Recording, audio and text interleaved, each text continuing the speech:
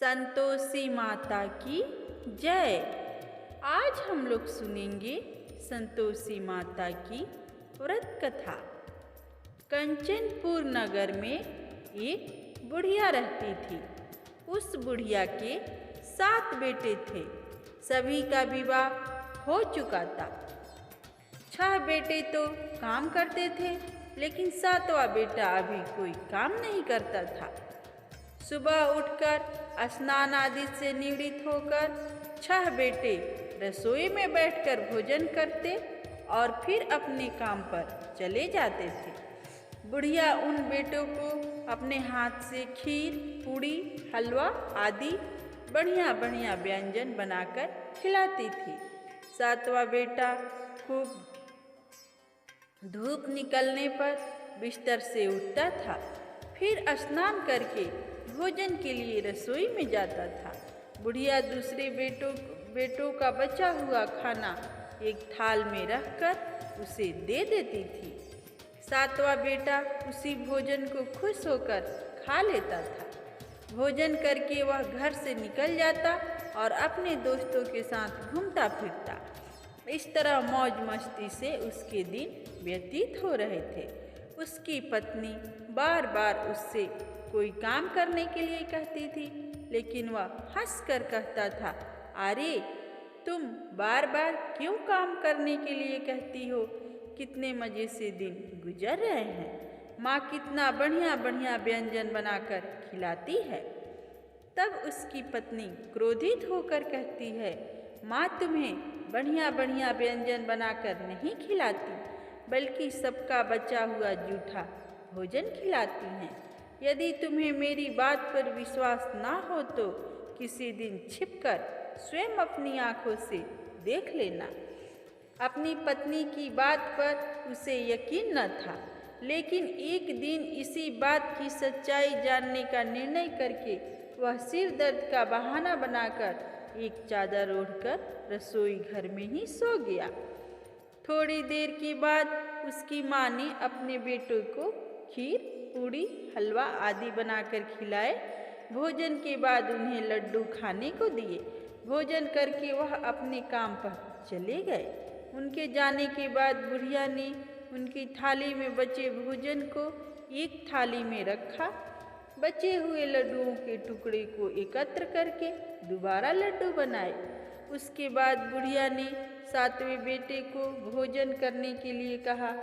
उसने सोते हुए चादर के नीचे से सब कुछ देख लिया था। वह उठकर बोला, माँ मुझे भूख नहीं है, मैं परदेश जा रहा हूँ। बुढ़िया ने कहा, कल जाता हो तो आज ही चला जा। बुढ़िया के कठोर वचन सुनकर वह तुरंत परदेश जाने की तैयारी करने लगा। चलने से पहले वह पत्नी के पास गया। उसकी पत्नी गौशाला में गोबर के कंडे थाप रही थी। उसने जाकर अपनी पत्नी से कहा, हम जाएं परदेश को आवेंगे कछुकाल, तुम रहियो संतोष से धर्म अपना पाल। अपने पति के वचन सुनकर कुछ गंभीर स्वर में पत्नी बोली, 2 निशानी आपनी देख धरू मैं धीर, सुधी मति हमारी विसारियो रखियो मन गंभीर। अपनी पत्नी के वचन सुनकर वह बोला, मेरे पास निशानी के लिए बस यह एक अंगूठी है, इसे अपने पास रख लो, लेकिन अब तुम भी अपनी कोई निशानी मुझे दे दो, ताकि परदेश में उस निशानी को देखकर तुम्हें याद कर सकूं। अपने पति की बात सुनकर वह बोली, नाथ मेरे पास निशानी के लिए कुछ भी नहीं है। फिर कुछ सोचकर उसने गोबर के हाथ से उसकी पीठ पर छाप लगा दी।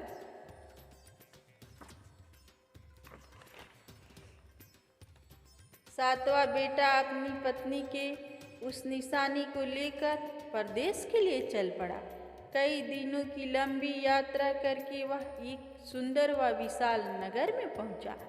वहां उसने कई दुकानदारों से नौकरी देने के लिए प्रार्थना की, लेकिन सब ने उसे परदेसी जानकर उसकी प्रार्थना ठुकरा दी।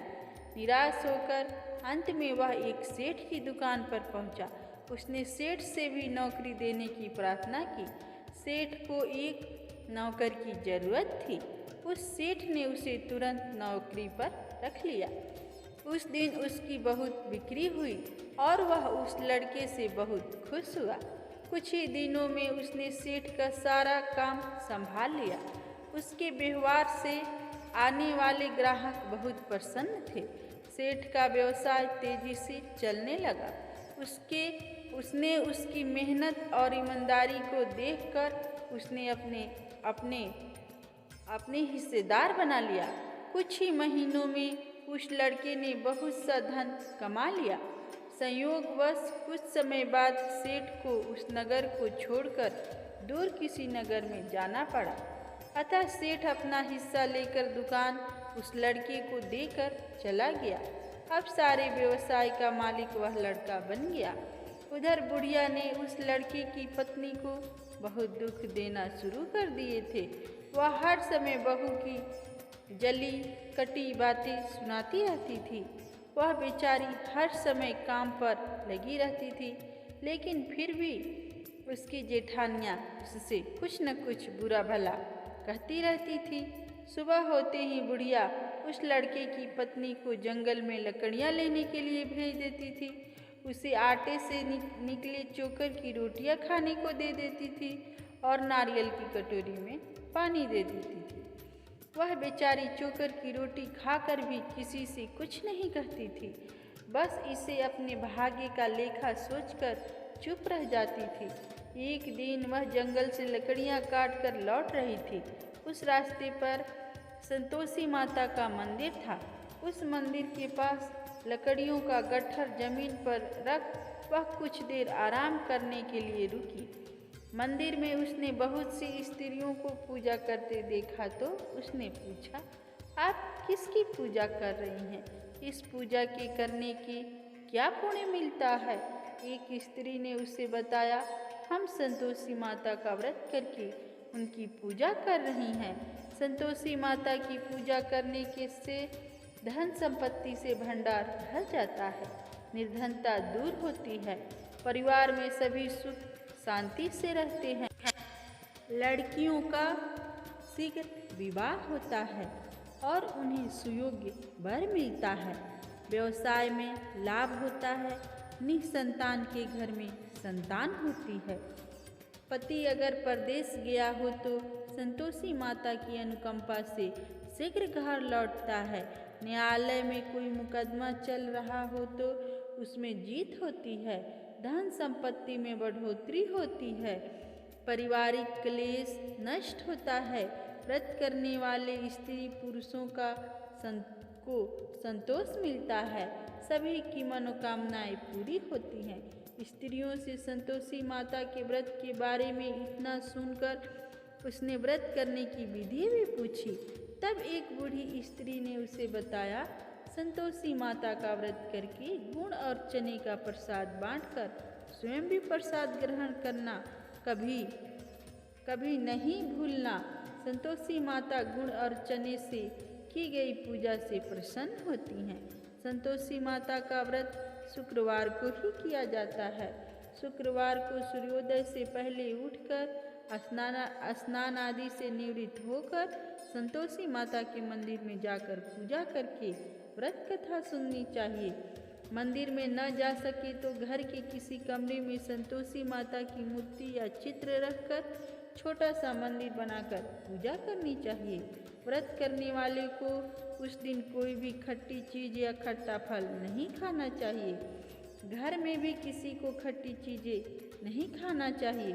संतोषी माता के व्रत के बारे में सभी बातें पूछकर सातवें बेटे की बहू ने मन में निश्चय किया, आज सारी लकड़ियाँ बेचकर गुड़ और चने खरीदकर आने वाले शुक्रवार को संतोषी माता का व्रत करूँगी और माता का पूजन अवश्य करूँगी। उसी दिन उसने लकड़ियाँ बेचकर गुड़ और चने खरीदे। शुक्रवार को सूर्योदय से पूर्व उठकर उसने स्नान आदि किया। फिर एक कलश में स्वच्छ व ताज़ा जल भर के चने व गुड़ के साथ जंगल की ओर चल पड़ी। रास्ते में संतोषी माता के मंदिर में जाकर उसने संतोषी माता की विधिवत पूजा की और व्रत कथा सुनी। फिर संतोषी माता के चरणों में सिर रखकर प्रार्थना की, हे माता, मेरे कष्ट दूर करो, मैं हमेशा तुम्हारी पूजा करूंगी। मेरा पति परदेश से सकुशल लौट आए।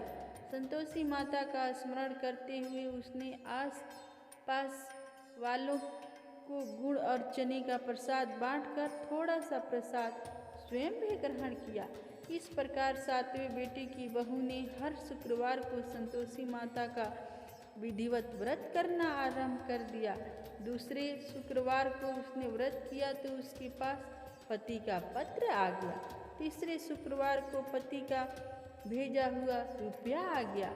इस पर घर के लोग उससे ईर्ष्या करने लगे।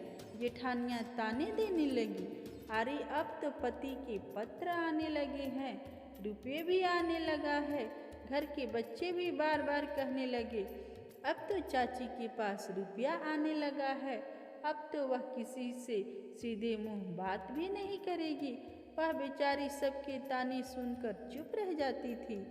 वह हर शुक्रवार को संतोषी माता के मंदिर में व्रत करने और कथा सुनने के बाद उनके चरणों में सिर रखकर प्रार्थना करती थी, हे माता, मैंने अपने आप से धन नहीं मांगा था, मैंने तो अपने पति के सकुशल लौटने की प्रार्थना की थी।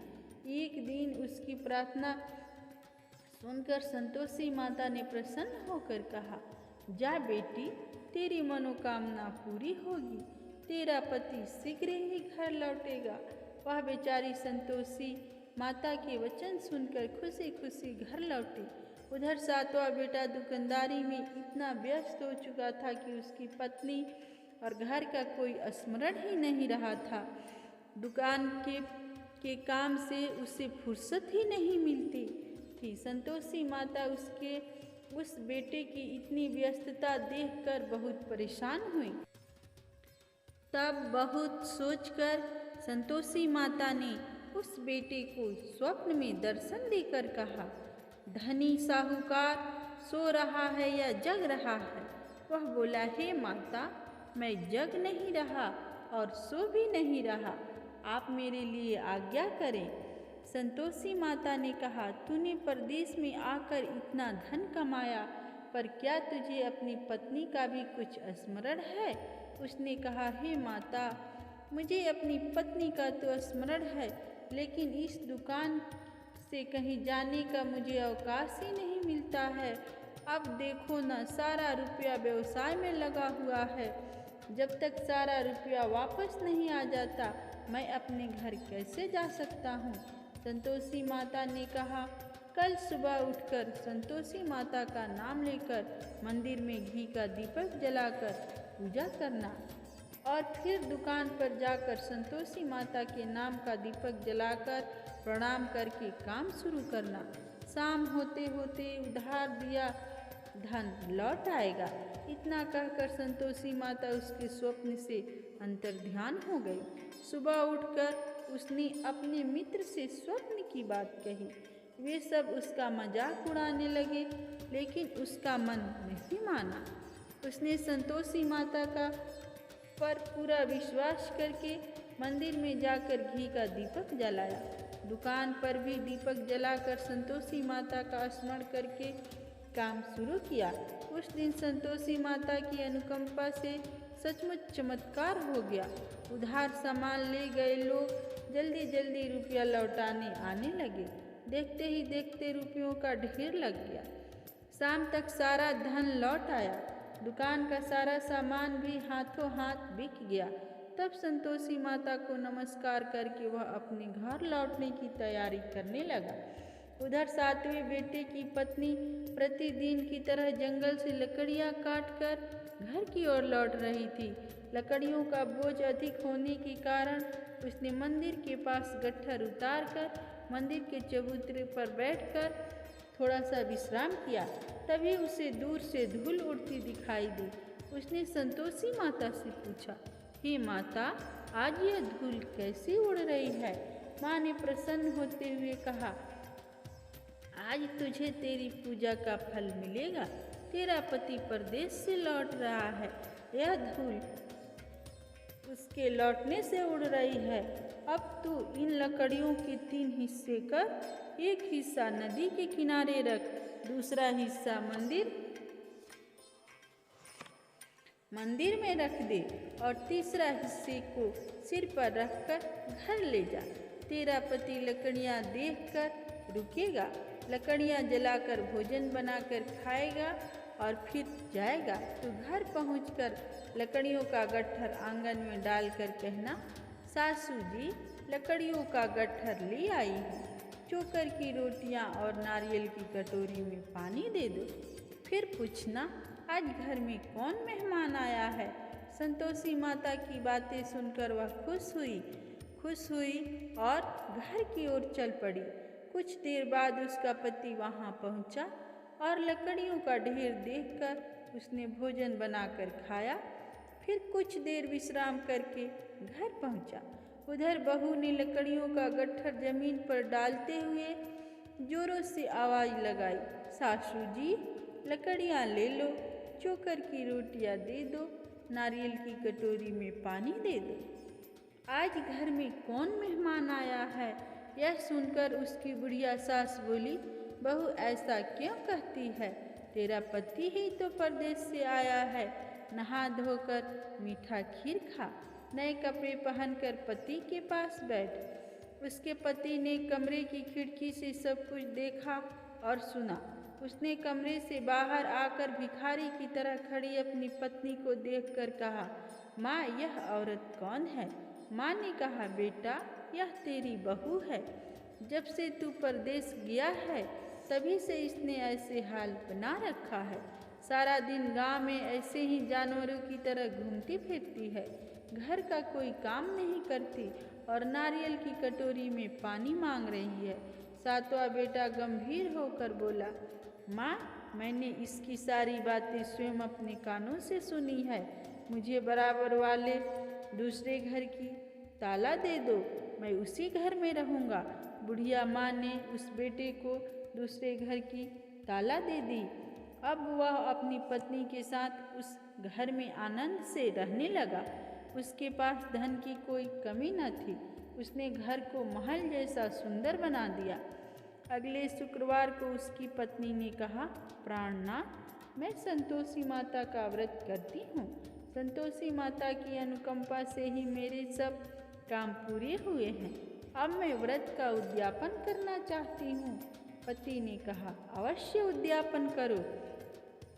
मैं उद्यापन के लिए सब सामान एकत्र करता हूँ। बहू ने अपनी जेठानियों के लड़के को भोजन के लिए बुलाया। सभी जेठानियाँ उसकी धन संपत्ति और वैभव से ईर्ष्या करने लगी थी।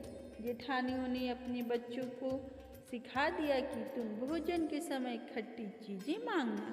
वे नहीं चाहते थी कि उनका उद्यापन पूरा हो।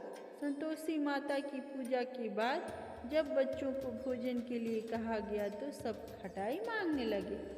बहू ने कहा, खटाई किसी को नहीं मिलेगी। तब सभी बच्चे उससे पैसे मांगने लगे। बहू ने उनकी बुरी भावना के बारे में कुछ नहीं जानती थी। उसने बच्चों को पैसे दे दिए।